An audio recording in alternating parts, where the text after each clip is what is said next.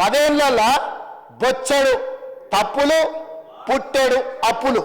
వాళ్ళు చేసిన తప్పులను సరిదిద్దడానికి, వాళ్ళు తెచ్చిపెట్టిన అప్పులను కట్టడానికి, అప్పులు కట్టడానికి మళ్ళీ అప్పులు చేయాల్సి వచ్చింది అధ్యక్ష. వాళ్ళు చేసిన అప్పులకు మిత్తిలు కట్టాలంటే మళ్ళీ బ్యాంకులో పోయి తేవాల్సి వచ్చింది అధ్యక్ష. ఈరోజు మేము పేద రైతులకు ఈరోజు రైతు భరోసానో లేకపోతే వారు కోరుకుంటున్న కౌలు రైతులకో ఇంకొకరికో లేకపోతే మహిళలకు ఇస్తున్న డబ్బులు ఎందుకు ఇవ్వలేకపోతున్నాం అధ్యక్ష? ఫీజు రియంబర్స్మెంట్ ఎందుకు సమయానికి ఇవ్వలేకపోతున్నాం? హాస్టల్ల బిల్లులు ఎందుకు సమయానికి మేము కట్టలేకపోతున్నాం? ఎందుకు తులం బంగారము కళ్యాణ లక్ష్మి షాది ముబారక్లు ఇవ్వలేకపోతున్నాం?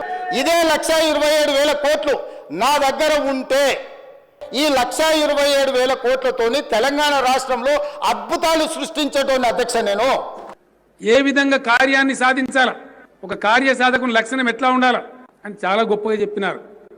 ఆరంభించరు నీచమానవులు విఘ్నాయాస సంత్రస్తులై, ఆరంభించి పరిచ్ఛేదింతురు ఒక విఘ్నాయత్తులై మధ్యములు, ధీరులు విఘ్న నిహన్యమానులగుచున్ నృత్యున్నతోత్సాహులై, ప్రారబ్ధార్థములు ఉద్యోగించరు సుమి ప్రజ్ఞానిధులుగా ఉనను. నీచ మానవులు సత్కార్యానికి నడుము కట్టరు.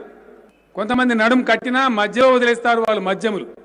కానీ ధీరులు విజ్ఞానను నిహన్యమానం చేస్తూ తమ దీక్ష వైపు, తమ గమ్యం వైపు దృత్యున్నతితో ఇంకింత రెట్టించిన ఉత్సాహంతో ముందుకు సాగుతారు.